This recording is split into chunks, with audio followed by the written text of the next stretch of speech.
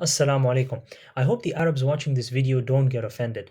Arabic is a great language, but is it on the same level as English? Can we objectively say that it is as scientific and academic a language as English?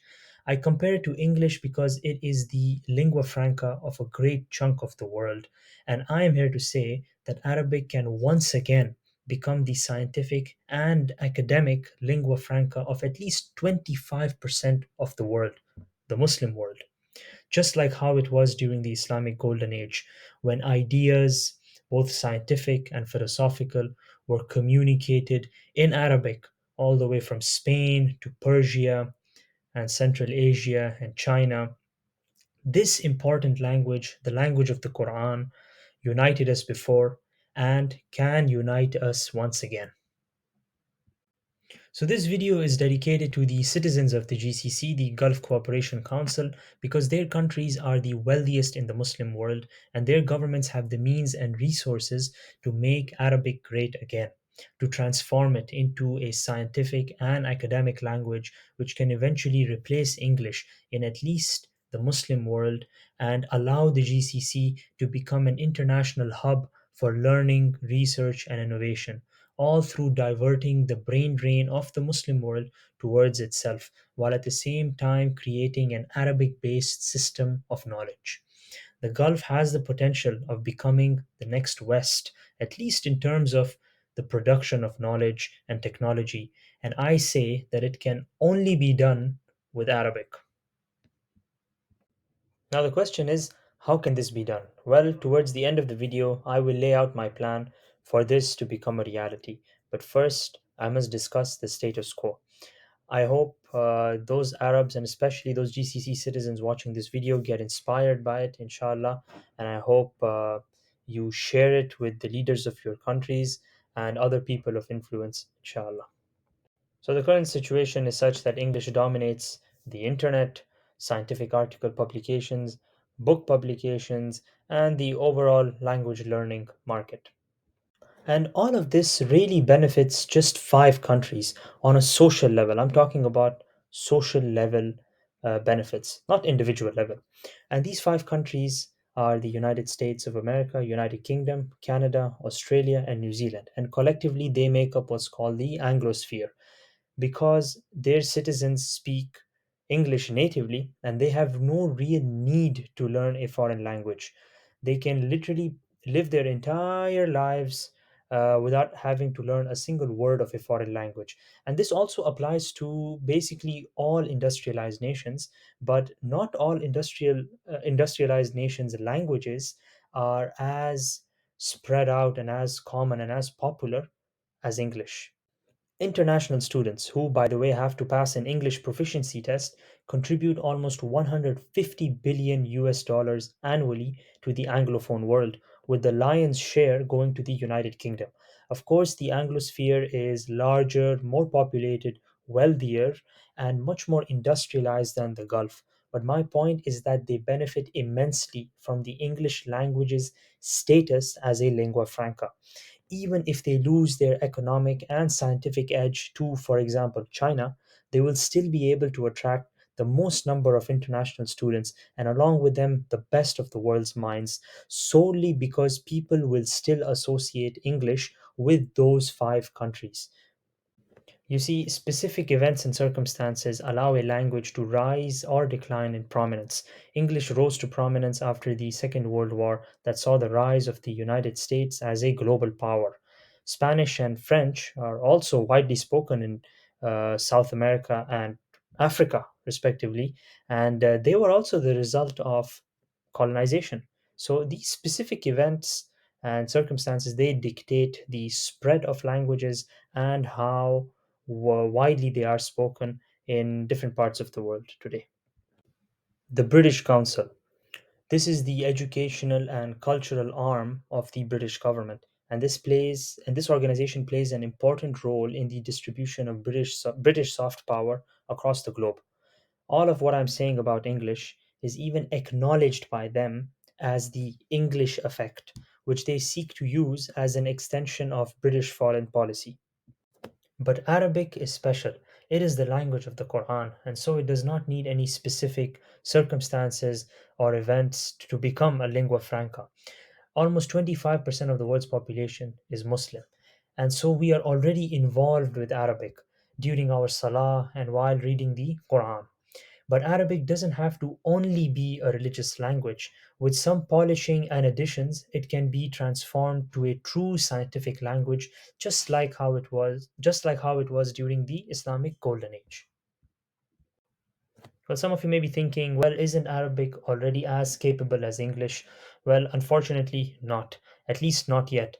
Because there are no standard Arabic terminologies or nomenclatures that can create standardized terms for modern physics, chemical compounds, different kinds of chemical processes, microorganisms, mathematics, etc. So, what happens is the Arabic speaking scientist or scholar, if he were to get into the field of hard sciences, that person would have to have a good knowledge of English, because that person might be able to communicate the idea or the knowledge in Arabic, but the specific terminologies are still in English or in another language other than Arabic. And so it is not possible as of yet for a 100% Arab speaker to completely depend on Arabic in order to communicate up to date scientific knowledge. And this is why basically there are no scientific journals in 100% Arabic. The articles are written in Arabic, but if you look at them, you will see they'll be interspersed with English words and formulae and all that stuff. This means that those who write the articles, those researchers, they need to have knowledge of a lot of non-Arabic words basically in order to communicate the idea effectively. For example, the IUPAC, this is the International Union for Pure and Applied Chemistry. This organization deals with producing terminology and nomenclature for chemistry. Every chemical compound has its own IUPAC name. You can see that almost all of these terms have Latin and Greek suffixes and prefixes. Since English is written in the Latin script and it has a lot of shared history with Latin and Greek, it becomes a good part of this Greco-Roman civilizational system. Any language in this system, basically any European language, can become self perpetuating in this way because they are culturally a part of the Greco Roman world and they are written in the Latin script. Well, this applies to most European languages and a lot of languages around the world as well. Since English is a part of the system, it need not rely on any language outside the civilizational borders of the Greco Roman world. The same cannot be said for any other non European language. Even the most industrialized, all the other industrialized nations other than the Anglosphere, uh, they might they are it is possible to use their own language, like for example Japanese or even Chinese, to communicate scientific ideas, but they do rely on non-Japanese and non-Chinese terminologies and nomenclatures. All the nomenclatures and terminological systems around the world, all those organizations that deal with these terminologies, they all use Latin and Greek as their basis. This means that modern science basically depends on Latin and Greek in order to be effectively communicated in a standard form across the world. How about we replace that? Not replace it, just present Arabic as an alternative to it. Let Arabic also be a system that also be a language that is a source for standard scientific terms and terminologies. Because Arabic is the same for the Muslim world as Greek and Latin are for the Christian world. And this is why Arabic needs to become this source of standard terms which languages of the Muslim world can all incorporate, just like how it was done in the past during the Islamic Golden Age, for example. And we can still see the effects of that present in our language, in our languages today. For example, I'm from Pakistan, and we speak Urdu, or the Urdu is our national language, and Urdu borrows a lot of terms from Arabic, especially legal terms, religious terms, philosophical terms, and you see this constant across the Muslim world. When it comes to these sort of terms, they're all derived from Arabic. or the actual Arabic words are used. Same for basically anatomical knowledge, different kinds of biological knowledge. These base words are either derived from Arabic, inspired from Arabic, or directly just taken from Arabic. So the same needs to be done today, just more modern. I hear this a lot from Arabs with whom I discuss this idea. They say, well, Syria already does what you're talking about. They over there medicine is taught in Arabic, and it's the only Arab country to do so. Well, this is a laudable effort, but a lot of work still needs to be done. These Syrian medical graduates eventually have to learn a foreign language, and most of the times it's English, simply because of the lack of up-to-date medical literature in Arabic in terms of articles, textbooks, etc. And how do you get up to date information? Well, you need to make sure that your base is modernized. And that's the only way the information can be reliably translated to your own language. As already said, the Gulf constitutes a very wealthy part of the Muslim world. And if this scientific transformation of Arabic does happen, and the Gulf creates the necessary infrastructure like universities, research facilities, and advanced industries, if the Gulf manages to create a completely integrated Arabic educational and industrial system where it will be possible for a scientist, medical professional, engineer, software developer to communicate in 100% Arabic without having the need to learn any other foreign languages. If all of this becomes possible in the Gulf, then it will be in a position to compete for the best minds of the world and divert the brain drain from the Muslim world towards itself. Who knows, given the current and recent political and economic developments around the world, maybe people from Europe, the Americas, Africa, Australia, China, from all across the world might consider learning Arabic and eventually migrate to the Gulf for education and further career prospects and research. But first, Arabic needs to be presented as an option, and the Gulf is in the best position to do it. Now, I will present the four-step plan for the creation of this Arabic system. So, the first step is to modernize the Arabic language so that it can become capable of supporting advanced scientific and mathematic knowledge on a theoretical and practical level. In order to do so, this GCC country that is willing to do all of this must mobilize all of its Arabic language specialists and invite more from around the world and task them with producing new terminologies for medicine, engineering, mathematics, and all the basic sciences. These language specialists must consult with experts from the relevant disciplines in order to create the most accurate terminologies. An Arabic programming language must also be created so that programs, websites, codes, and softwares can be created without having any knowledge of English or the Latin script. Again, this is to be accomplished by Arabic language specialists and computer experts. This great translation movement can be accomplished in under a year with sufficient funding and manpower.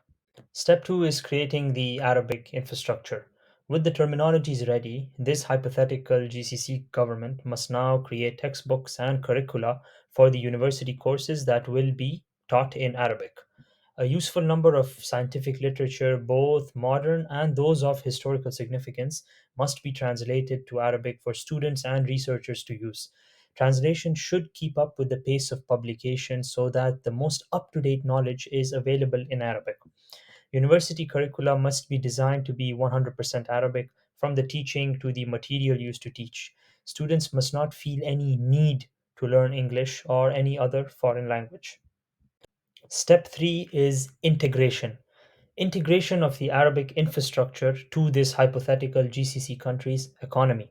Now, because of the demographic makeup of the GCC, with non nationals, also known as expatriates, making up more than half the population in every member state except Saudi Arabia, this integration will be risky.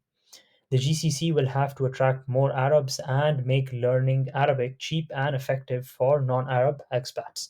With time, both will happen. Now, about the integration, top scorers of high schools throughout this interested GCC country must be given the option to enroll into selected universities throughout the country that teach medicine, engineering, computer sciences, and other science courses in Arabic. As soon as the university studies begin, the government must instruct local and foreign companies which produce equipment, medication, softwares, etc., for essential industries to ensure their products are labeled and are able to be understood in Arabic using these new terminologies that were just recently created. This will ensure a seamless transition for example, medical students into hospitals and laboratories so that they may begin their careers. There is enough time, around 4 to 6 years, for these changes to happen in these industries before the first batches arrive into the workplace. The students studying in these new Arabic courses must be guaranteed employment in hospitals, factories, research labs, etc. These individuals must also be taught English because they will still be in contact with, for example, patients who speak English and medications with English labels if the Arabic ones aren't available. Same with equipment and softwares because it will take a lot of time for things to completely switch to Arabic. Remember that this step comes soon after the Arabic material is created, meaning very few people will be using them at the outset. This is why only some students, the best, will be chosen as pioneers of this project. They will become the teachers and mentors of graduates and professionals of the next batch who will also be studying in this new Arabic system.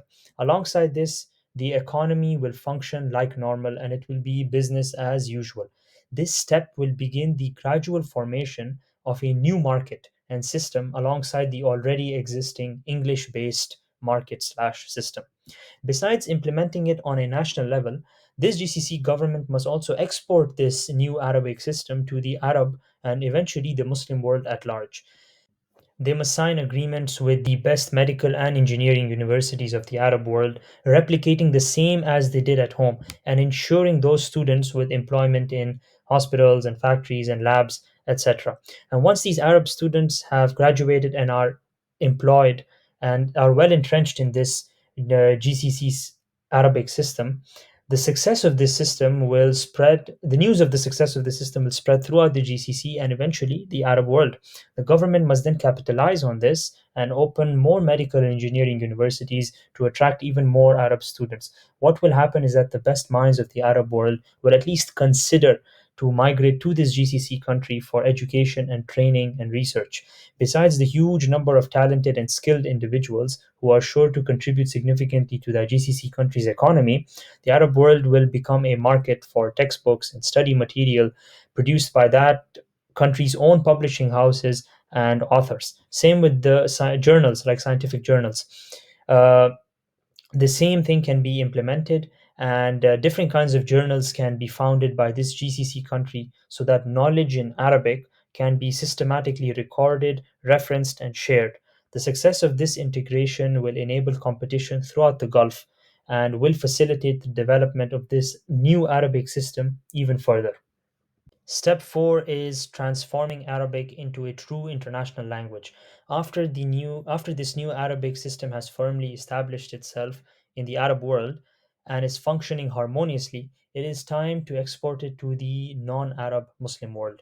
So once the Arab world has reoriented its economy, industry, education, and overall society around this new Arabic system, learning Arabic will offer the same opportunities that English currently does, but it will be more convenient for non Arab Muslims to learn Arabic since it will allow them to study and work in an environment that is majority Muslim, unlike the West. And the Gulf can easily persuade non Arab Muslim countries to teach Arabic as a second language in their schools. These countries can also adopt the standard Arabic terminologies for all of their university courses, like medicine. The medium of teaching could be in local languages, but Arabic textbooks could be adopted as the official study material, just like how English books are today. If done so successfully, in due time there will be a huge pool of non-Arab Arabic speakers in the Muslim world, and as such, the best minds among them will consider the Gulf as their top destination for higher studies, research, and eventual employment. This way, soon enough, the Gulf can become the hub of innovation and learning of the entire Muslim world, just like the United States is of the English speaking world. Once this Arabic system is established in the entirety of the Muslim world, it will gain popularity in the non Muslim world as well. And that itself will open a multitude of opportunities which the Gulf will be in the best position to take advantage of. Becoming a center of learning and knowledge begins first with absorbing the best that the world has to offer, and then translating that knowledge into your own language so that future generations can refine and add to the pool. Baghdad was an amazing example of this.